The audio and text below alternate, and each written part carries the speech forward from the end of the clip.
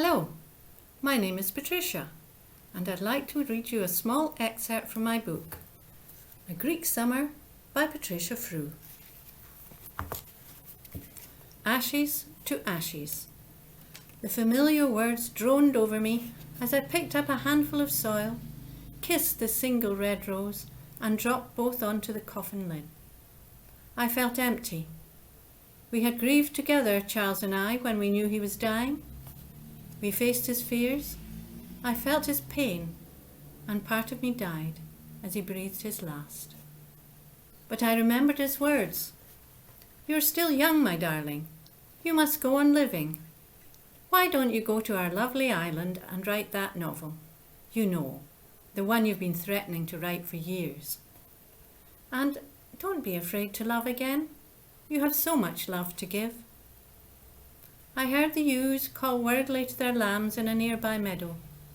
An early butterfly fluttered over the open grave, landing momentarily on the heap of fresh brown earth, and the scent of blossom floated on the mild air as nature burst into life after her long winter's sleep.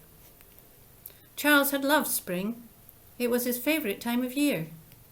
We had met in the spring, and memories of our courtship crowded my mind.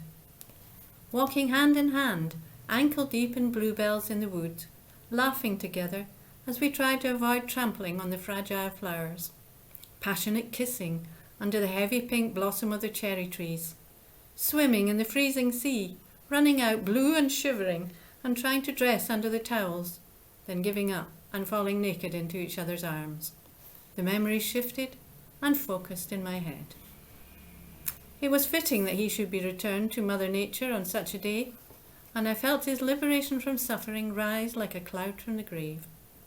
It seemed to engulf me, sending me a last message. I felt a hint of warmth in the spring sunshine, and somewhere, deep inside my being, I knew that I could start to rebuild my life again.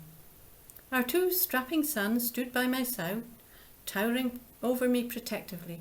One held my hand, the other had his arm round my shoulder. But I knew I would be fine.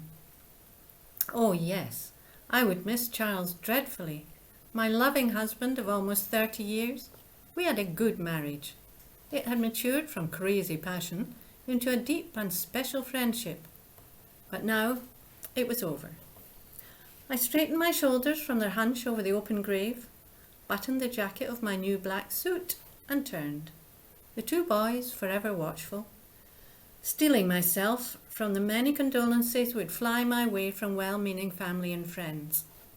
But at last, the final farewells had been made. The dishwasher loaded by willing friends, and all there was to show for the afternoon were a few curling sandwiches sitting sadly on a lone plate.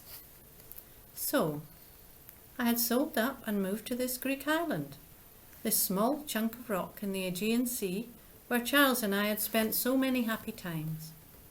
It had been strange and a bit scary to disembark from the ferry without Charles organising the luggage and smoothing the way, but friends we had made over the years were still here.